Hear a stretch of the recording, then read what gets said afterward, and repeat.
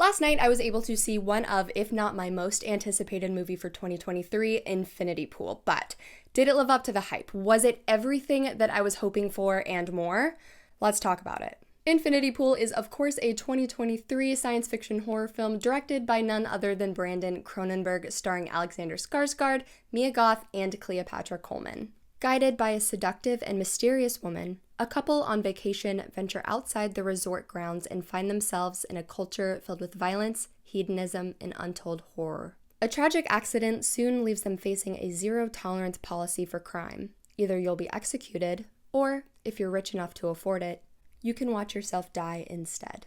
Alexander Skarsgård plays James Foster, who is an unsuccessful writer struggling to find inspiration for his next book. Ironically, he goes looking for this inspiration at an all-inclusive resort with his wife Em, who's played by Cleopatra Coleman, in this fictional country called Litolka. After an incident at the resort, James is then introduced to a woman named Gabby, played by Mia Goth, who happens to be a fan of his first and very badly received novel. Gabby and her husband Albin then invite James and Emmett to go with them on kind of an excursion off of resort grounds, which you're not supposed to do. The events of which result in a complete and chaotic descent into madness for James. First, I do want to say that before the movie even starts, there's a message to the audience saying that there are scenes with flashing lights that may be triggering to people who have epilepsy. So just be warned before you go into that, and I thought that was really cool of them to include. As someone who's a really big fan of Brandon Cronenberg, his past works, especially Possessor, I felt like I had a good idea of what to expect going into Infinity Pool,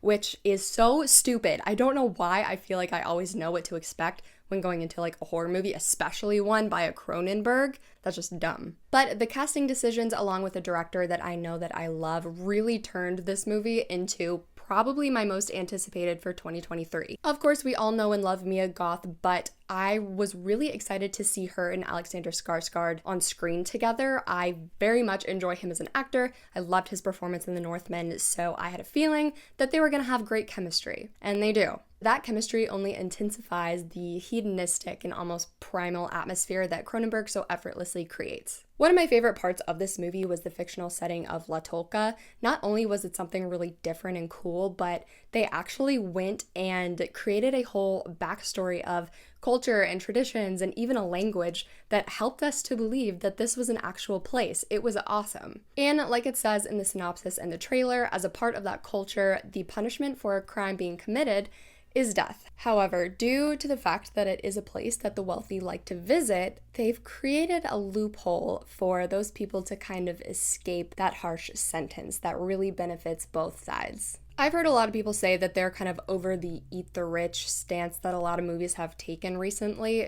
I don't know why they feel that way. I love it. But I feel like Infinity Pool approaches it a little bit differently. We get to experience how the upper class really wreaks havoc on the native people of Litolka without any care of consequence, because they can just throw enough money at it and the problem will go away. And that concept in and of itself alone is quite terrifying. But what's more terrifying is Mia Goth's performance in this movie, because oh my god, her character Gabby is really meant to seduce and entice and offer James a look into what giving into his primal instincts really looks like. And quite honestly, I would do whatever this woman told me to do, so I can't really blame him there. But as much as Mia Goth steals every single scene that she's in, Alexander Skarsgård's performance really cannot be overlooked. The man's facial expressions alone convey every single emotion that he's feeling without the need of dialogue. It's crazy. And the fact that he can go from scared and meek to enraged and, I don't know, like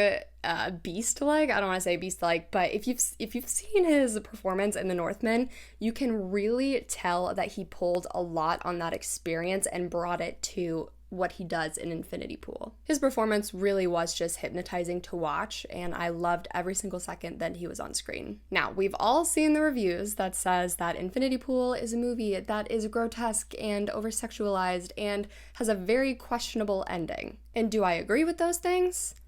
Yes, but in the very best way. The original cut of this movie received an NC-17 rating, and that is what was shown at Sundance where it premiered. But from then, it got cut down to an R rating, and now that version is what we're now seeing in theaters. And I really wish that I had been able to see that NC-17 version, because I feel like that's where a lot of those grotesque comments stemmed from. Yes, of course, we had blood, lots of bodily fluids, tons of nudity and distressing images, but it really wasn't anything boundary pushing. I kind of was left wanting more, and I don't care how fucked up that makes me sound. Another thing that I loved, and something that both Cronenbergs do so very well, is the inclusion of that science fiction element. I feel like it was very unique, and I encourage you guys to go in as blind as possible to that, because I thought it really brought so much more to the plot line. I don't know, I thought the concept alone was just really out there and bizarre and cool. Now, the ending.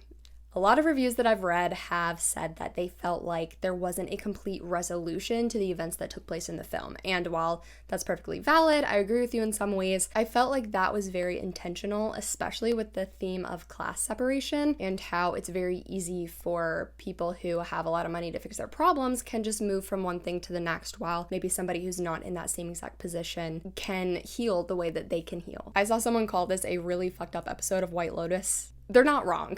Granted, there are some scenes that could have used a little bit more explaining or just feel kind of unnecessary and drawn out. While I understand the reasoning behind wanting to kind of build that backstory a little bit, they felt a little redundant and I think could have just been left out altogether. And I'm sure the more times that I rewatch this, I'll find other things to nitpick at, but upon first viewing, guys, I really enjoyed this. All in all, this movie is as darkly comedic as it is shocking. The very clever stylistic choices combined with the completely unhinged performance from our two main characters really make it worth going to the edge of the infinity pool. I really hope you guys enjoy this one. I hope you check it out in theaters. I think it's really cool, really unique, and while I maybe wanted a little bit more, it still was really outstanding for the concept alone. So highly encourage you guys to check this one out.